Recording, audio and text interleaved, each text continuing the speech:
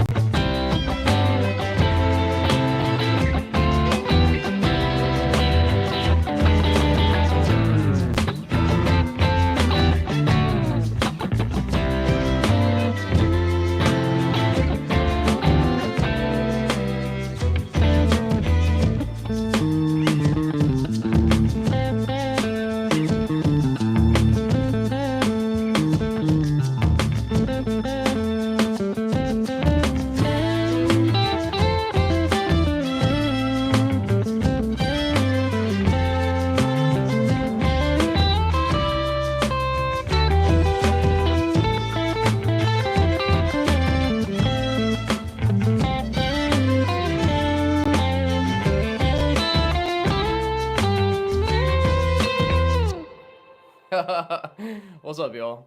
Happy New Year's Eve. Hope everybody's doing well. I'm just waking up. We had a slow morning. That's all right. Get some coffee, get some guitar. Hope everybody's doing well this morning.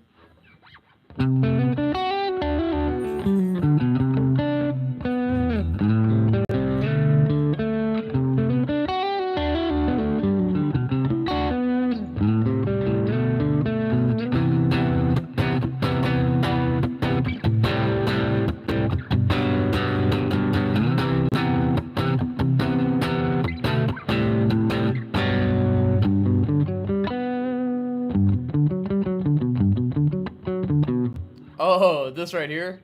Actually, I need to do it. I need to warm up. I'm still kind of like in that warm up phase, but check it out.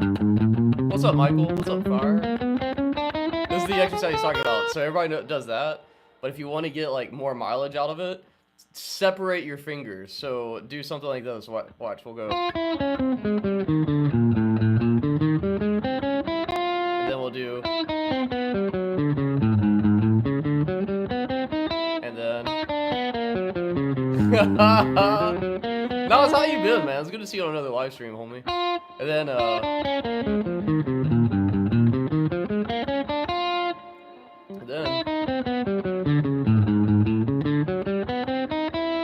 yeah, and there's like some combos you can do too. Like, let me think.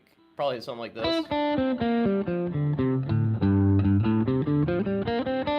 And then, what's up, homie? How you doing? I don't know what your name is, but I've seen you on here a couple of times.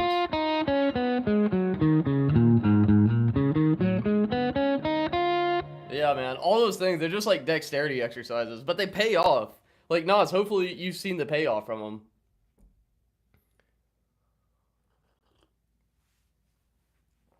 Oh, what have I been learning lately? I've been playing a lot of 7-string and a lot of 8-string. So this feels like a baby guitar. I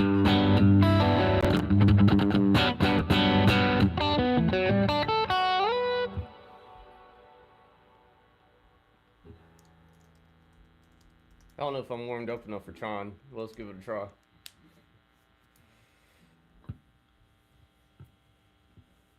Oh man.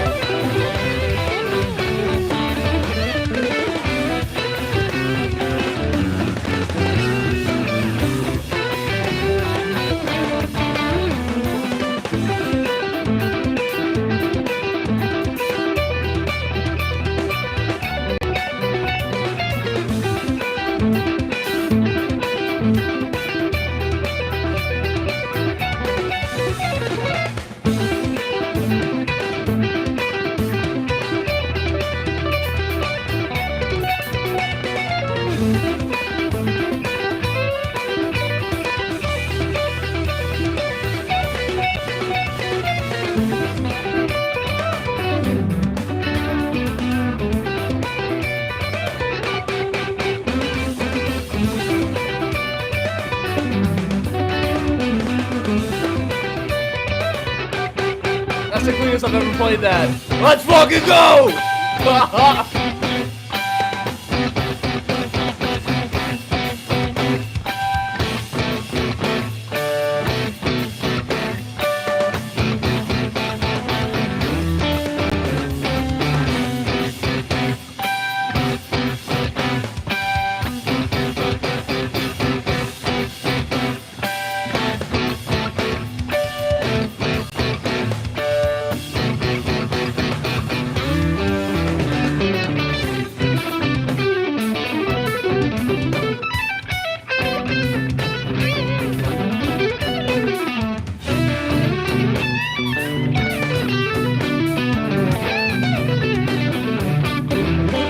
Dust in the back.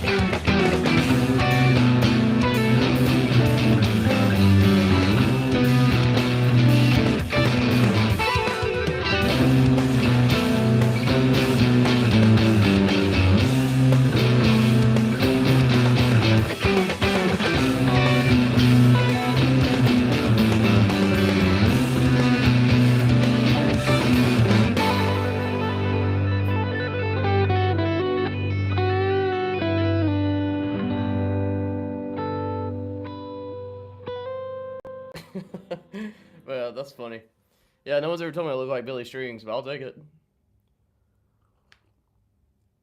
I'm gonna steal a photo op from him. Billy Strings had a son recently, and he did a photo where his son was laying up on his guitar like this.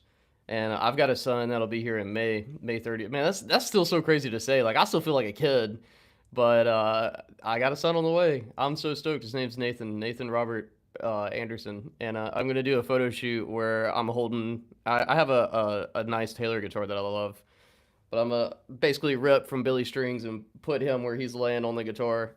So we'll see. Blood of the Scribe. I can play that. Let me change guitars, and then Nas, let's figure it out together. Ask me questions, and I don't know. I'll help you out, man. I appreciate you. Hold on, let me change guitars. You want it on a telly or a less? No, we're playing Amanda. I'm gonna take you by surprise and make you realize, Amanda.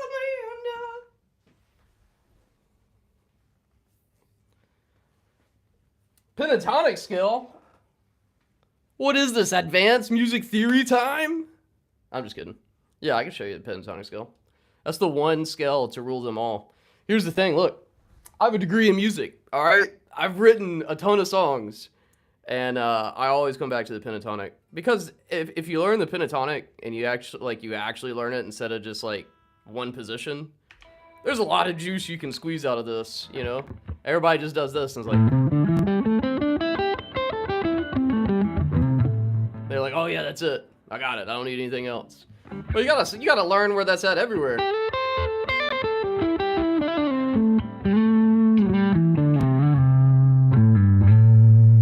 You know what I mean?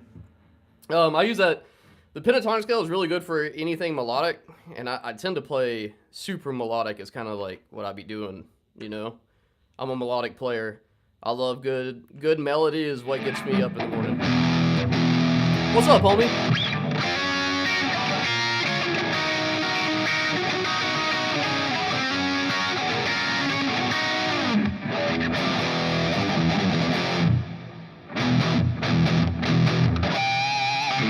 Alright, you said Blood of the Scribe?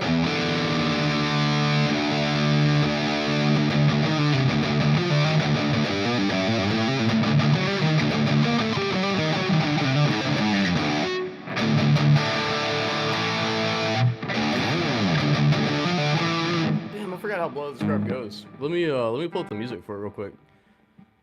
And then I haven't played Blood of the Scribe in a hot ass minute.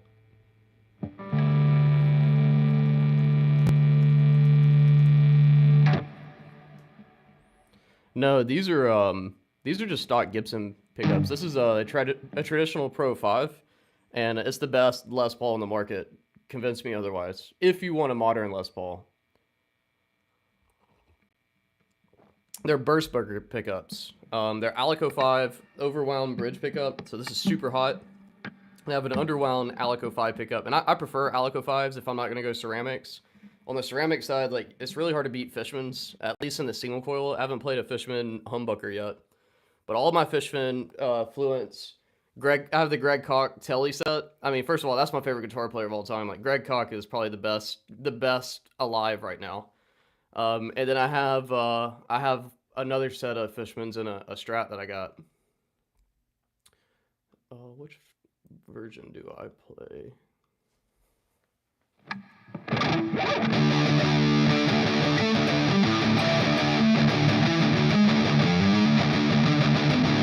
All right, I'm gonna play it once with an instrumental backing track, and then I'll play it. I'll play it with the drummer. But yeah, while I'm playing through this, Nas, take note of any questions and like of areas that you're stuck. Because if I nail it, I'll teach you.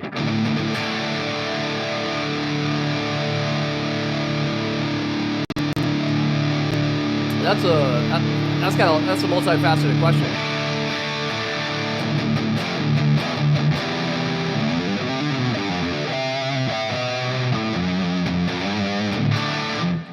Well, this is a song that Nas, which is a viewer who's watching right now, is trying to learn. So I'm gonna learn it and or relearn it because I used to play this all the time. And then we're gonna talk about it.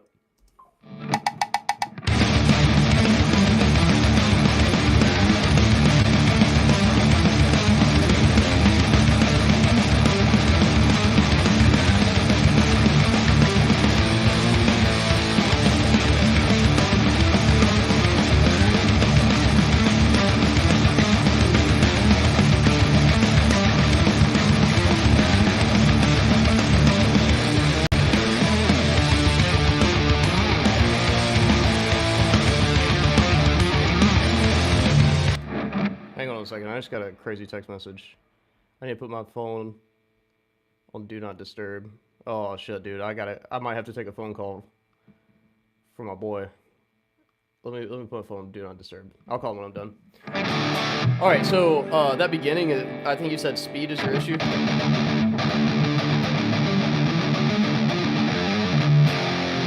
Let's grab an EVH stealth real quick. This is the orange, but that riff right there, your alternate picking is gonna be the biggest thing that's gonna get you there. So I'm gonna tell you the trick to getting really fast alternate picking is one, the pick you use matters a lot. It really does. Like, for example, this is a Jazz 3 Deandria, which is, I think that's how you say it, Deandria. This is a 1.5 millimeter, but it's made out of Tortex. I like Tortex because Tortex is really warm and it glides. Another good pick if you don't want to go down that small is this is just a Tortex 3. This is 1.14 millimeters, a little bit bigger, but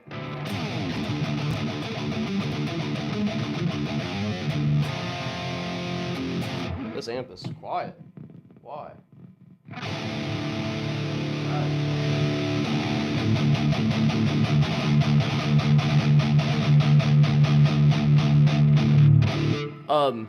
This is really good. Yeah, 1.0 should be fine. The thinnest I play is 1.14. The only issue you may have with one is getting a little bit too much flex. Like, this is a medium. I think I'm gonna give these away. I don't like these. I bought these to try them out. I was like, triangle? Why not?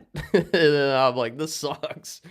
But the issue with going really thin is that the pick will flex. So when you're going fast, unless you just get used to it, I can't do it. Yeah, I can't do it. It grips too much. It's got too much flex. But yeah, one pick matters. So let's just say that you get a Jazz 3. Like, I can't really alternate pick really fast on, say, like a Fender Medium. Let's see. I gotta look at how it actually starts again. Okay.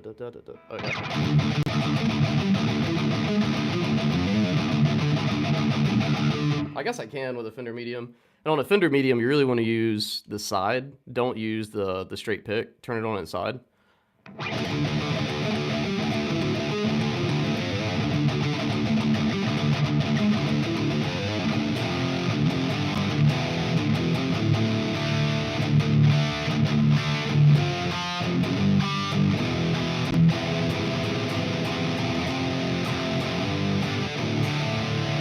Yeah, I guess a Fender Medium does work. Fender Medium is probably the most useful pick all around.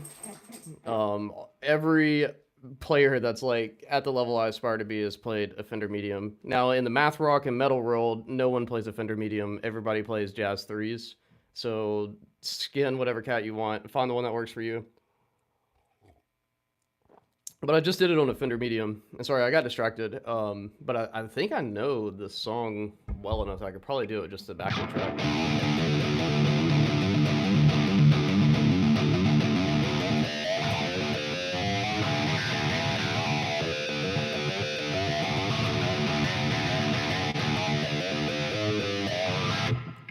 All right, so let's say you got the pick, right? Now, the other thing we want to focus on when we're going fast like that and that alternate picking pattern is pick angle matters a lot.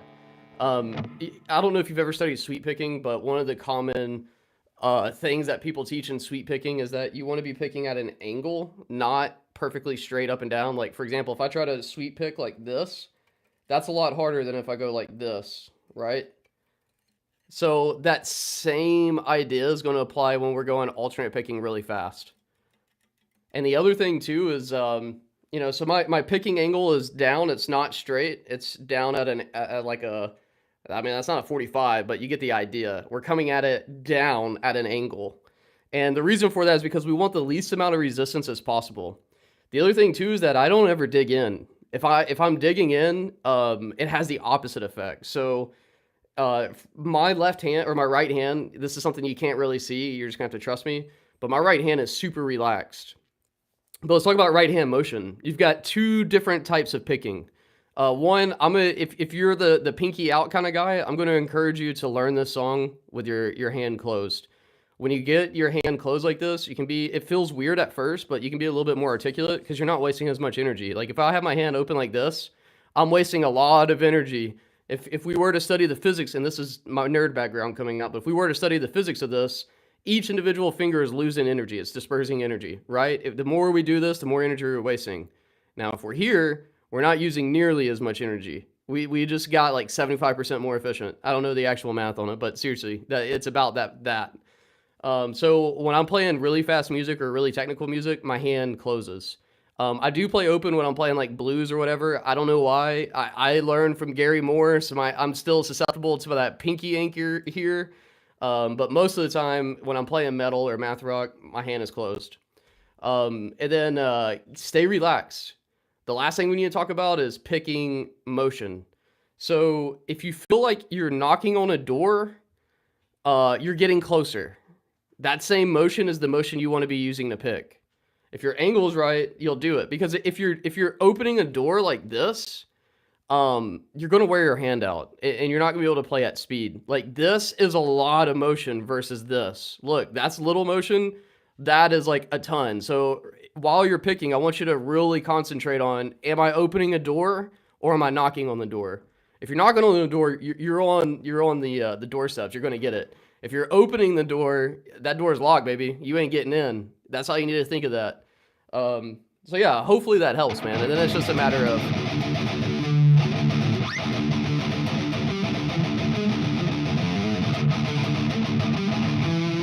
then to get it, if you're struggling with the speed of it, one is that you need to be playing it up to speed, but if you can't get at the speed, start slow. So like when I'm learning something that's super technically difficult, then what I will do is I'll slow things down. So I'll go like,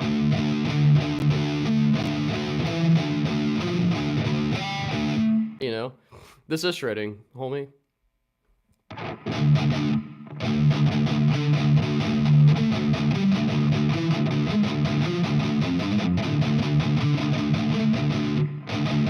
Yeah, it's hard for me to do it slow because I just want to go.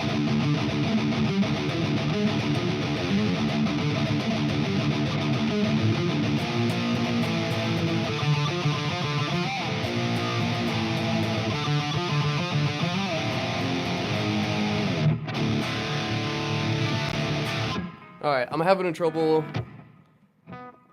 skipping the strings with a pick while playing fast, the intro especially. Okay, so I'm in D. So maybe an exercise you could do is like D major scale, like, or D minor.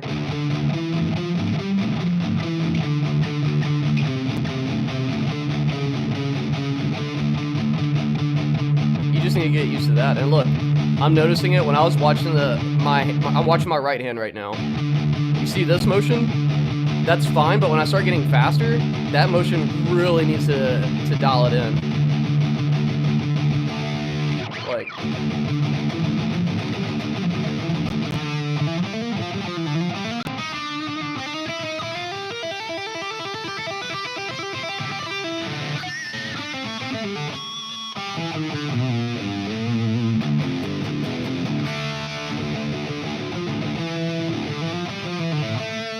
yeah, and I would just create exercises for you, man. No, so I would do stuff like, so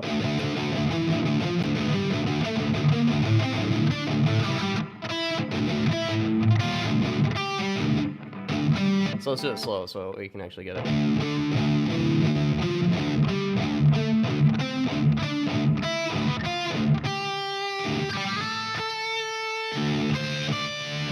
You know, and I would just do stuff like that as an exercise, like.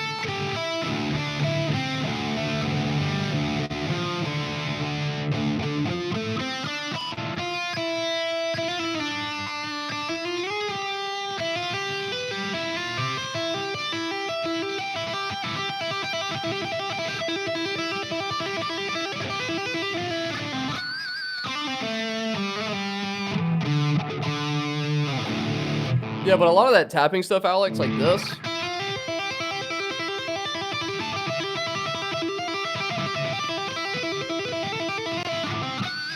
You just got to be careful because if you do it too much, it doesn't have any merit. You got to use it at like a razzle and dazzle. Like if I'm like,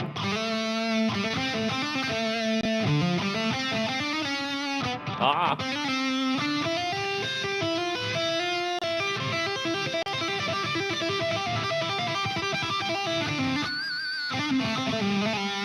I don't know. You just got to use it. You're not Van Halen, so you can't just pull Eruption out of your ass all the time. I don't know. Maybe you can. I don't want to tell you how to play guitar. I don't know. All right, let's get back to the song now. Nas, hopefully that helps, Nas, and hopefully this is like opening up. Hopefully this is like opening you up a little bit for getting this song underneath your skin, you know, and figuring out. What's up, Theo?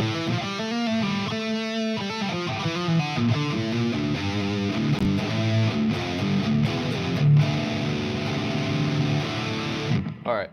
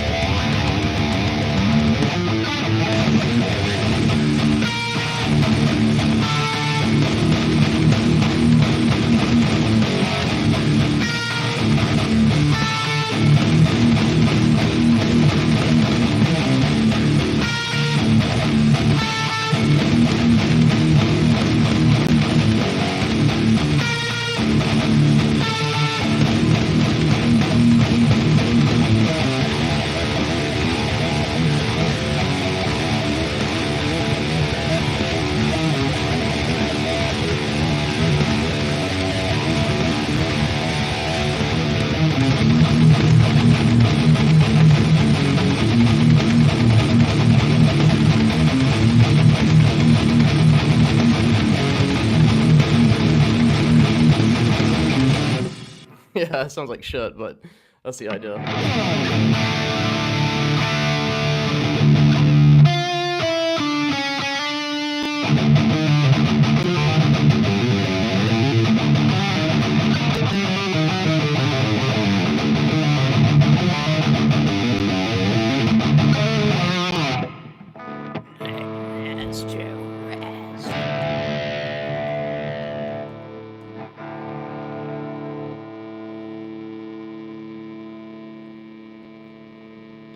Man, my coffee's good this morning. Holy shit. Yeah, good job.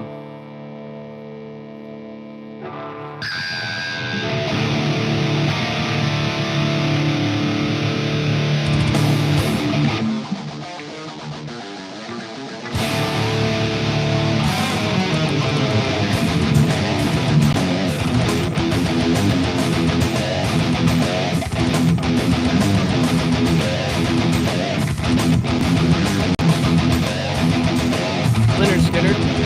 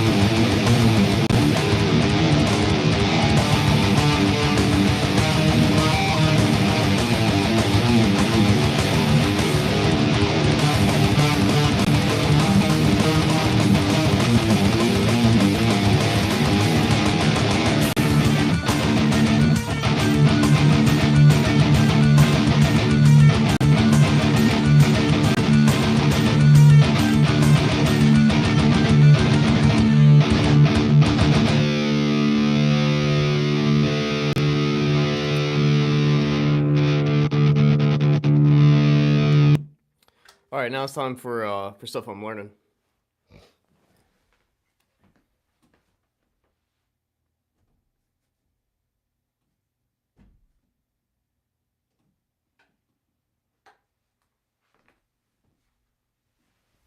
I might actually have to create a new patch. I'm on the Toolmaster Pro this morning instead of the FM9.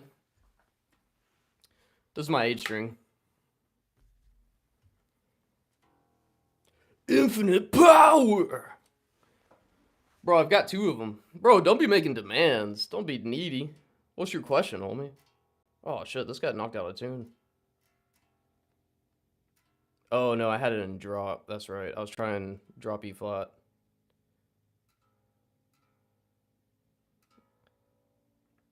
Boy, what was I doing the last time I was playing this thing? I had it in drop E flat and drop A flat. Oh, yeah. I basically made it like my top 2 strings were a bass guitar, and I was doing like a 2-5-1 progression, so like jazz. Not today. We about to gent.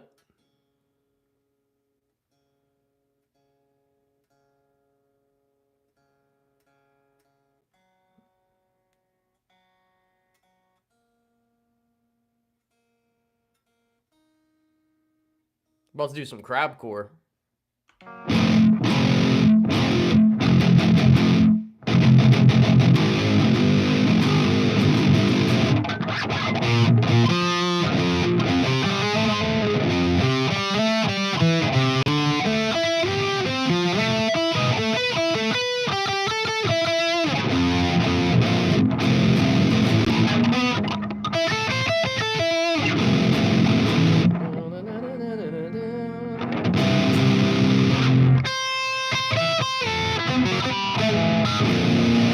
Alright, this thing is a beast. I do need to turn on a gate. Hold on, let me put on a gate here. And I should probably actually dial in this amp, but we're just being lazy. This is just morning practice. This ain't nothing too serious, you know what I mean? But, where is... Thank you. That's what I needed.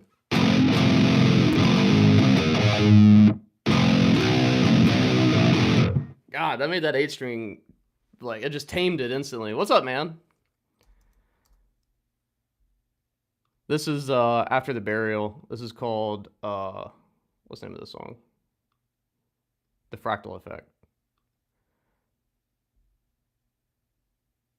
We're gonna speed this. We're gonna slow this down for our first couple of runs.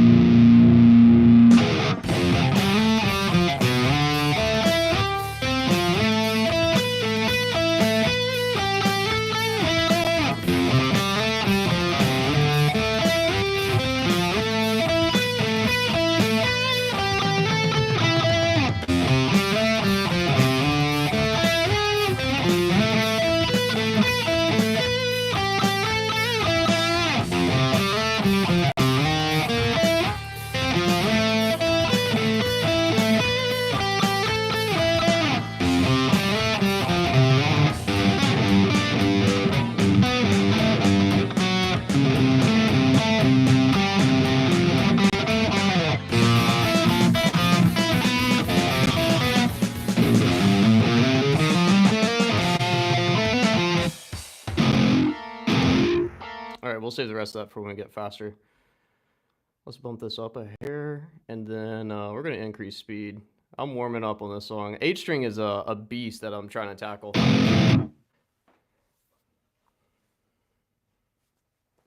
Hell yeah, dude. Les Paul's sick. Dude, just get an 8-string. That's what you want.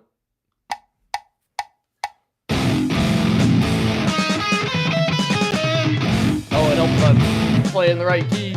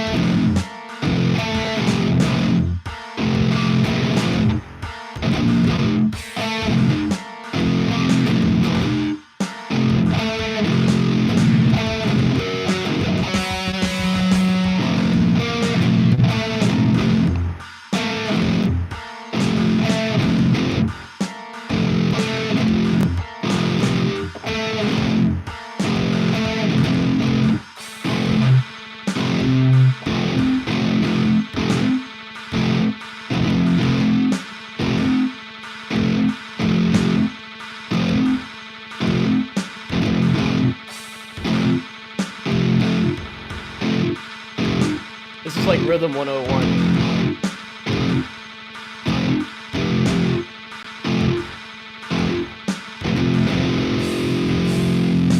That's what it feels like, but not really.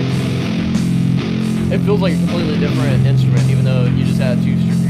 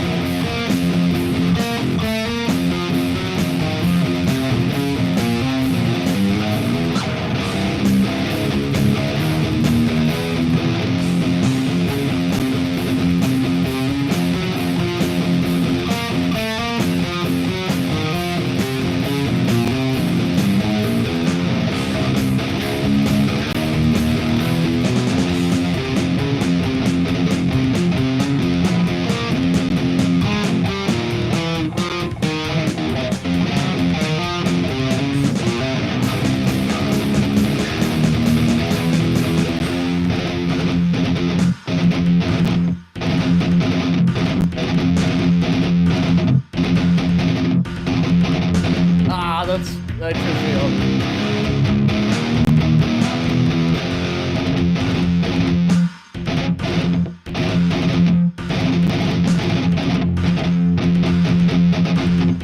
I gotta figure this out.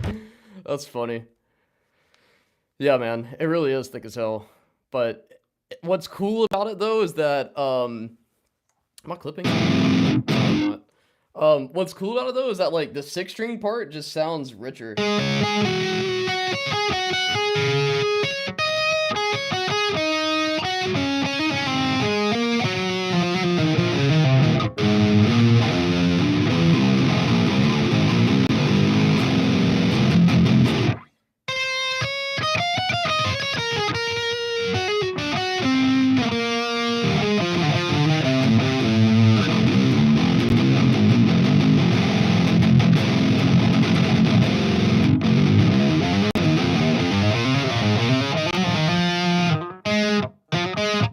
This gate's a little too aggressive.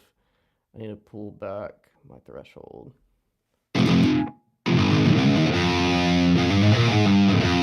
Yeah, have you ever played a 7-string? So you get a B, and then you get an E. F. F sharp. I'm in E flat tuning though.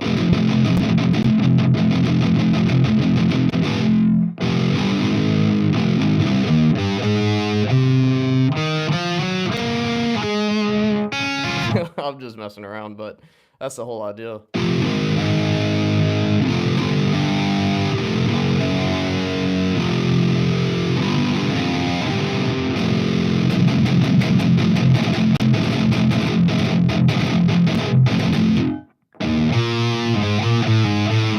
I think, so that's, let me play this one more time a little bit faster, and then I think some Sleep Token is in a half step down. I kind of want to learn some of their stuff. I want to, the goal with the Sleep Token stuff is I want to replicate, like I want to produce one of their tracks, if that makes sense. So I want to learn the guitar part, and then I want to do a full-on production of it, because I feel like they're a really good blend of like electronic chill and also kind of metal at the same time.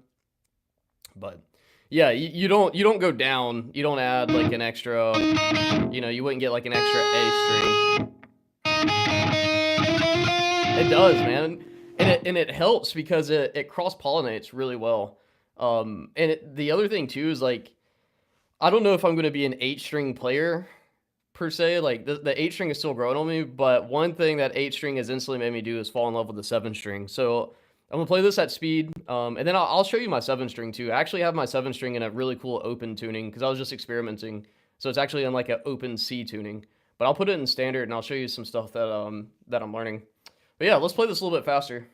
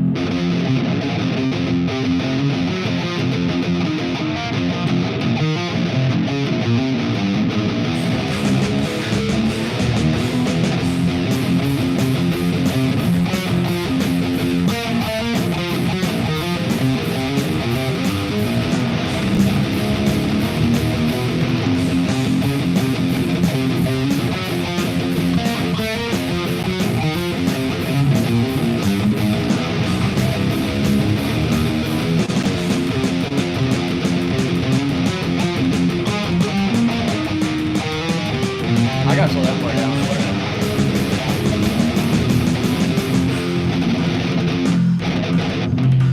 Yeah, I can't pick that fast yet. Not on this bad boy. Alright, let me show you what I was learning on the 7-string, homie. 7-string is a little bit more accessible. And especially, like, I would say for the average guitar player, if you can get a 7-string, you deserve to have one in your collection. 8-string is, like, for me right now, is a novelty item, but I'm spending at least, like, 30 minutes a day trying to learn this damn thing.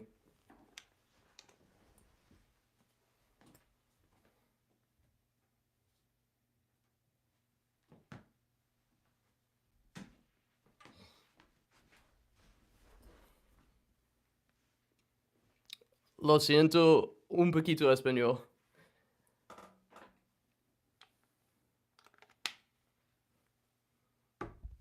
Check this, though.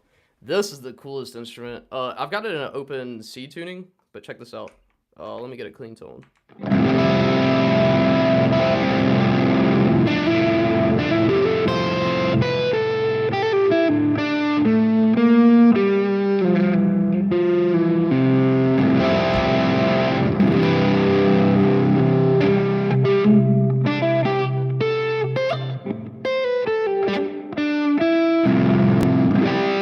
But let me put it in the tuning it's supposed to be in.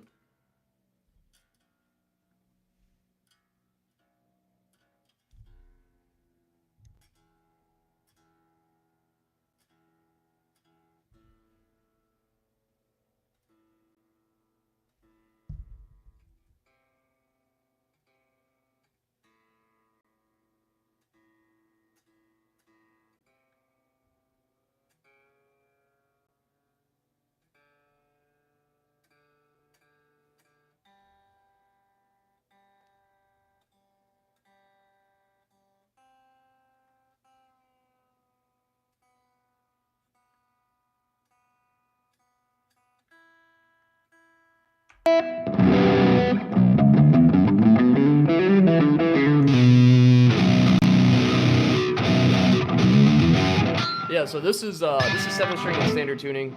The low is a B. Some people also do it in drop tuning, like a drop A.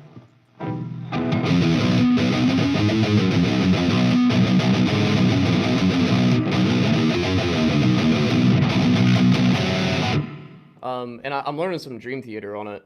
So this is the instrument that, like, I want this to be my go-to instrument, a 7-string, because I think, like, I don't know, I think 7 is just the perfect amount of strings on a guitar, because it just gives you, it opens you up. You know, some people think that you get a lot of low, but you really don't. You only get 4 extra notes, or I guess 5. But the biggest thing you get is ergonomics of play. So, for example, in the past, let's say I want to play E major. You know, I really only get, like, and if I keep going, I only get 2 octaves. But on a 7-string, you get 3 in one hand position.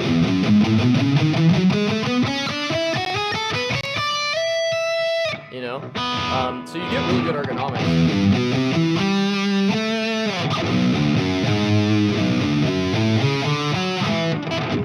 This is throwing my brain off.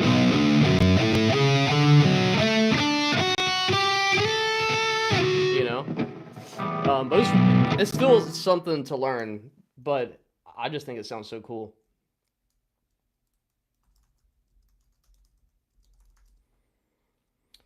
Alright, this is a song I'm learning on the 7-string, though. And kind of my approach right now is I should probably... Well, I gotta think about what I gotta get done today. I need to sit down and do my to-do list. But I'll do that at 10. But I've got the song, like, I don't know, maybe 75 to 80%. I'll hear it and critique me, so I know. It's easier for you to see it than it is for me sometimes. But this song is really math rocky. I mean, it's Dream Theater, so we're going to be jumping into a bunch of different time signatures and being a robot. But what I want to do probably today is sit down and... Actually, I wrote a song with the 7-string. There's a song called Afternoon Drive. It's a song I wrote with the 7. But I need to sit down and I need to write more with the 7, because this is really the instrument I want to live on, to be perfectly honest. I just love the sounds that you get out of a 7, and I think it's a little bit more versatile than a 6-string guitar. And I really think 7-string should be like the standard for a guitar, if that makes sense. I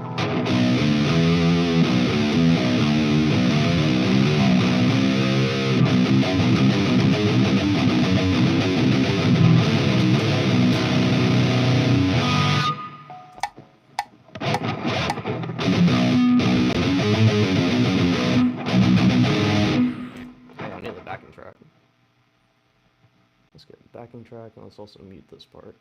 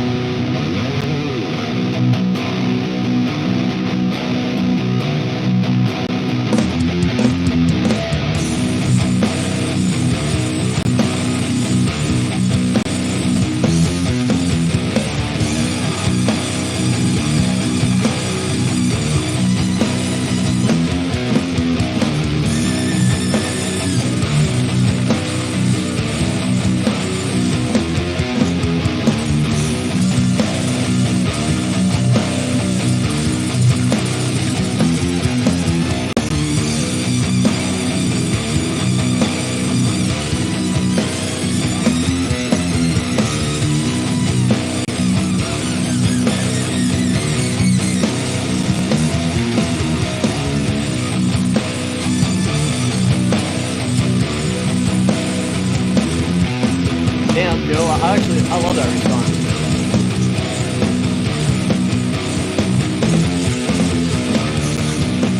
I agree with you, Joe.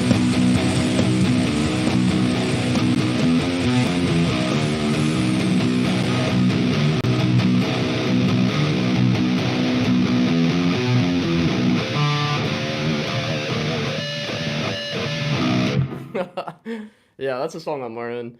There's some good parts in there. There's some parts I just gotta really woodshed. Like, I don't know what he's doing coming out of this. Let me see. It wasn't the chorus. It was in the interlude. There's one part where he's just like fucking shredding, dude. It's crazy. But what's up, Mr. Pizza Face? Good to see you back. But Nas, I agree with Joe. Look, man, yeah, I picked up guitar when I was 11, but I didn't really get into it until COVID. I would say 2021 is when I really started my guitar journey and being like, I want to be serious about this and I want to get good. So, I'm only 3 years into the journey, and a lot of people will watch me and think that I'm a lot further along, and I'm just not, but what Joe said is true for me. I was discovering other truths, like at the time I was in the military, I was in the Marine Corps. Then right after that, I was studying computer science, reprogramming my brain to be an engineer. And then I fell in love with it. And when I lost my software engineering job, I was like, okay, I'm all in on music and building my own business and everything else. So then that's when I went back to school for music production. And yeah, you can judge yourself like that because, I'm not gonna lie, there were days where I was like, bro, I'm 25 in a classroom full of 18-year-olds, and it shows. And, at the time I've got 2 deployments underneath my belt, and the last one was like pretty kinetic, or parts of it were. But, you can sit there and you can judge yourself to that and be like, fuck, some of these guys who are out killing it have been playing forever. They've been touring since they were 18. Or you can say the best time to really get serious about it is right now, because you can't control what you did in the past. You can only control what you do today. So as long as you're practicing today and you're enjoying it, I would just say, don't get lost in the world of comparison. It's so easy. It's so easy. And trust me, I've got friends who tour with really big acts, and yeah, some days I'm like, fuck, here I am in my studio working on a business or writing this song or doing studio work. I'd much rather be on the road doing this and that. And then I think about it, I'm like, no, I wouldn't, because look at the life that I do live. I live a really good life. I get to do what I love every day. I'm married to a woman that is like my dream wife, and I have a kid on the way, and I wouldn't trade any of those dreams for what I actually have in hand. So I would just say, if you fall in that rut, I would say it's probably normal, because if I've experienced it and you're experiencing it, then that means that's at least 2 of us, 2 out of 8 billion. So, maybe it's a trend. But yeah, man, just don't be too hard on yourself. Just enjoy it. And if none of us ever become John Petrucci or Ateo Asado or Plenty or Mario or Eric from Chan, that's okay. Who are we? Who are we to become? You know what I mean? So I would just think of it from that lens. But Joe, I appreciate you jumping on while I was glued to the music. The show is crazy. It was bouncing between. There's one section. It was in between 5/4, 4/4, and 15/6. Fortunately, I don't count music like a nerd, so I was just following Mike Portney. But still, my brain was like, whoa, whoa, whoa. Yeah, man, and how old are you, Nas? I don't know. I don't know if you're my age or what. I'm 30. But one thing I've learned is I kind of view life through music, if that makes sense. For example, one lesson that the guitar to me is the ultimate teacher. Because it teaches you so much about life. And if you like this school of thought, I really encourage you to get this book called Zen Guitar by Philip Pseudo. In my lifetime, I just want to take his work and push it forward. Because unfortunately, he passed away in the early 2000s of testicular cancer. But for me, guitar it's a great teacher of life. For example, in modern day, when you can just jump on Instagram or you're just on YouTube Shorts, it's easy to sit here and watch someone just shred guitar and be like, damn, he was born with it. I can never do that.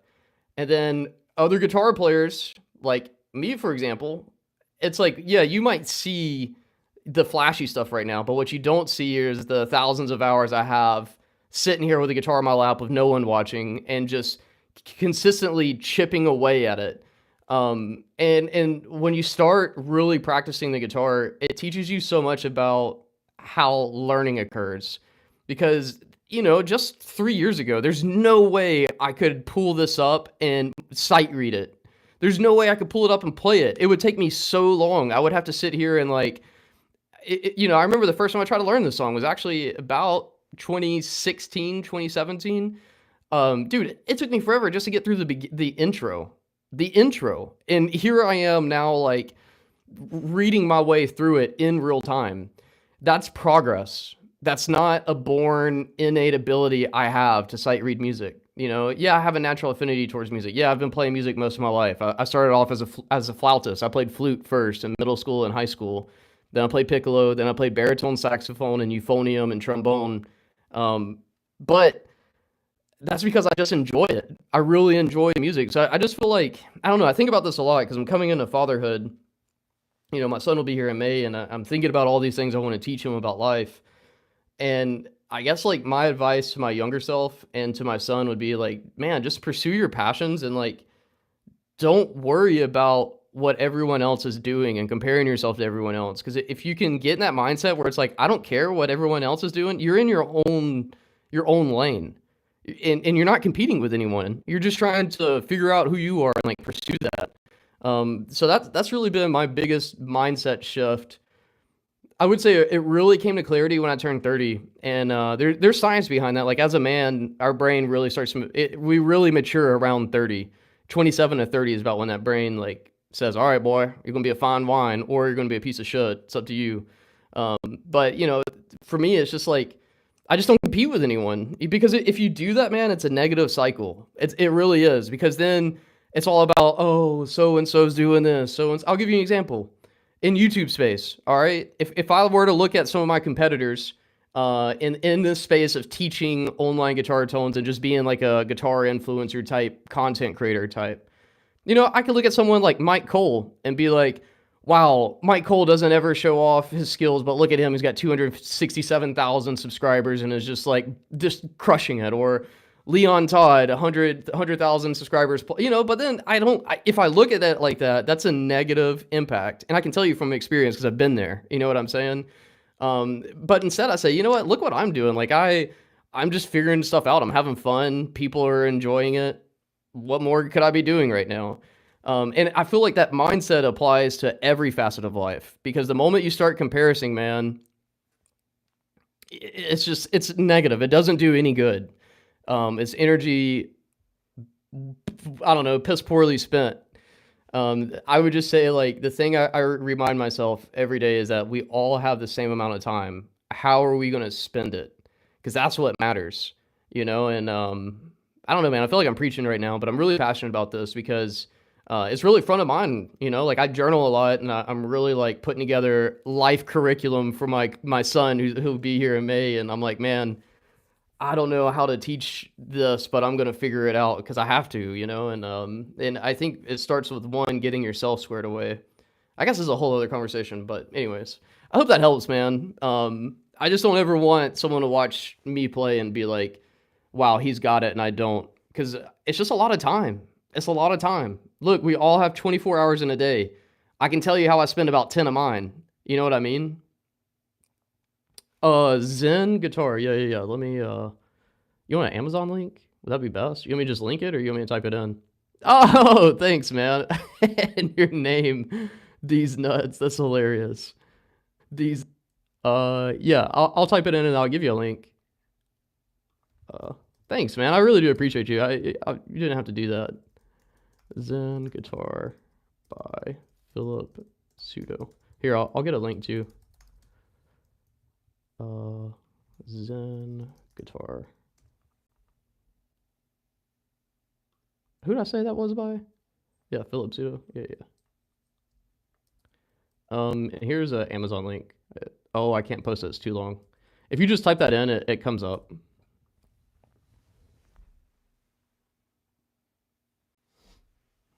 But yeah, man, it's a great book. It's a good framework for life. I've read that book probably 4 times, and every time I read it, I take something new from it, and just really helps. It's really helped me navigate life. So if you're a guitar player, I know it'll do the same for you. I make, like, when I used to teach middle schoolers and high schoolers, I'd make their parents buy this book, especially my high schoolers. I'm like, no, you got to read this book if you're going to work with me. Because, I guess I'll talk about the book and how it applies. One thing that he talks about is that, like, in guitar, it's not like guitar is kind of like traditional martial arts. Back in the old days, according to him, there were no blue belt, purple belt that was bestowed upon you. Everybody was given a white belt. And then over time, the more that you practiced your craft, the darker it got just by the nature of life. And that's how he approaches getting a black belt in whatever it is that you want to do. Black belt in life, black belt in guitar. You can't go somewhere, take lessons, and get the next level. The only way to get the next level of belt is by sitting that ass in the chair or standing up and putting this guitar in your lap and doing it. But yeah, no, it's been good conversations, man. I always appreciate when you jump on, and Connor, I see you on here too, man. Yeah, and it's just I don't know. Hopefully that helps. Got me on my soapbox this morning.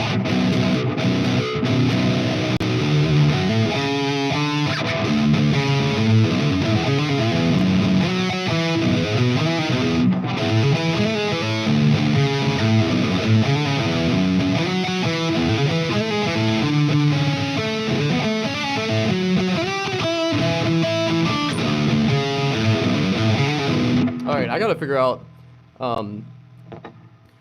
figure out what I'm gonna do with this song. That's an idea I've been sitting on for a while. So I'm probably gonna jump off here and start developing it, but it's so cool.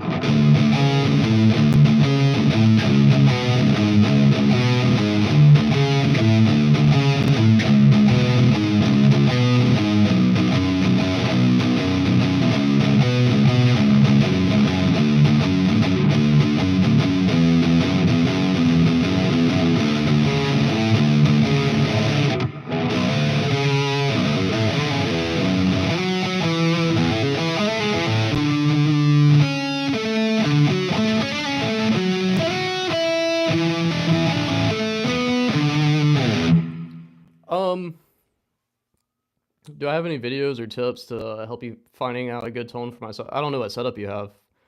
Yeah, I mean, I've got over 50 videos published on guitar tone. So, it really depends what you need. But I would say, like, having a fundamental understanding of tone is important. So understanding how to EQ an amp, understanding really EQ a guitar, and then signal chain theory, understanding what pedals go where and how to stack them or how to combine them to get different effects. I mean, I got a whole I guess selfless plug. I got a whole course I just developed that does that. Now it focuses on the fundamentals of sound, and then we use the ToneMaster Pro as the tool to discover those sounds. But I created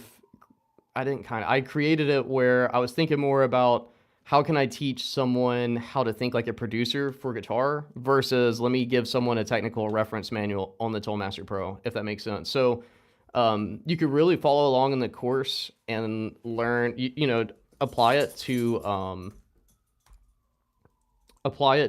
whatever modeler you use. I'll share the link to that if you're interested. It is there. That's the link if you want to check out the course. But really the most important thing, these nuts, that's so funny. Anyways, the most important thing for you is to understand how to EQ an amp. Understanding EQ in general, because if you understand EQ, that'll allow you to dial in any amp. Like, for example, you can plug me into anything and just give me a second to dial in my amp, and it can be a completely different piece of gear that I've never seen before, and I can do it because I understand the fundamentals. So I would just say to anybody watching this, if you're struggling to find a tone that you love, my question to you would be, instead of buying a preset, instead of just chasing something else, I would ask you, like, how's your understanding of EQ? How is your understanding of your instrument? Because different instruments operate differently, and you're going to get different frequency responses. So I'll give you an example. We'll look at this guitar, and then let's imagine I have a Stratocaster in my lap, okay? So this guitar is a 7-string Ibanez. So instantly, 7-string tells you you're going to have a lot more low frequency, so we're not going to need a lot of bass. We're going to probably have to pull out a lot of bass. 7-string is also telling me I may need a gate because I need a way, You know, one of the biggest issues with extended range guitars is you've got so much wood vibrating that overtones are a real issue. So you pretty much always have to have a fret wrap, or you should consider getting a fret wrap or a piece of foam. I learned that the hard way producing 7-string without actually understanding it.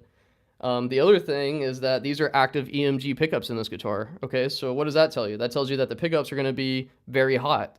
Okay, pickups are really hot. What does that mean? That means that I should either put an attenuator on my input, so drop the gain a little bit, or run it through. The first thing in my signal chain needs to be a compressor, so that way I can control the input coming, the output of the guitar coming into my signal chain. And then, so these fundamentals of understanding this allow me to start automatically setting up my rig. Those two things I just said, that's going to have to happen no matter if I want a clean tone or if I want a high gain amp. You know what I mean? Like that right there is just like getting things ready for whatever's to follow. Now on the flip side, let's think about if this is, instead of an active 7-string, it's a 6-string Stratocaster with single coil pickups. Okay. One thing you need to know is on a Strat with single coils, typically you're going to be a little bit more tinny, if you will, or like your high range on a guitar is going to be increased on a Stratocaster with single coils and a maple fretboard than a 7-string with active pickups and ebony fret. Well, ebony is pretty bright too, but nonetheless, you get where I'm going with this, right? So, okay, let's think about that. So if I have a Strat where, let's say that this output is, I don't know, 12 ohms, 15 ohms, the Strat, or this output is about 12 to 15 ohms. My Strat output might be 8 ohms, or however you say that, ohms. So that tells me that I've got to do some gain staging first. So on my input, I could increase the input, and you can do this in any amp modeler. But the other thing I could do, if I can't figure that out, then first thing I'm going to do is run a compressor, and I'm going to do some gain staging. So I'll probably do some subtle compression, but more importantly, I'm going to boost gain a little bit. So that way that signal is a little bit stronger. Now, I guess I'm always starting off with a compressor for most of my rigs. But, compression is a whole other thing. Like, how are you going to compress a signal? How much are you going to compress a signal? How fast is your attack? How slow is your release? All these things kind of matter in the grand scheme of things of guitar tone. And then when we get to the amp, the way I'm going to EQ a Strat versus a 7-string with active pickups is, I'll probably boost my low end a little bit on a Strat. I'll probably boost the lower frequencies. I'm definitely going to push mids a little bit, but I might pull back on the treble because it's a Stratocaster. It already has a lot of that high-end frequency response. So, I don't know, man. I hope that makes sense. That would be where I would start. All that stuff is covered in this course, with the exception of compression. I didn't cover compression yet because I feel like that's an advanced topic, but it's been requested. So whenever you sign in, you'll see I have like a whole community board where people can talk, and that was a requested thing. So I'm building out the curriculum for that. That'll probably drop. Well, I don't know. I've got a funeral I might be going to. Anyways, there's a lot going on in life right now. I'm hoping to get it done by this week, but we'll see. There's a bunch of stuff going on in my life. But anyways, y'all, I'm gonna jump off here. I gotta get some stuff done. Gotta work on the business, and man, I just appreciate all y'all. Thanks for the good conversation this morning. And I'll see you guys in the next live stream. Hey, go check out my latest video. Give it a like. I'd appreciate it. All right, ciao, y'all.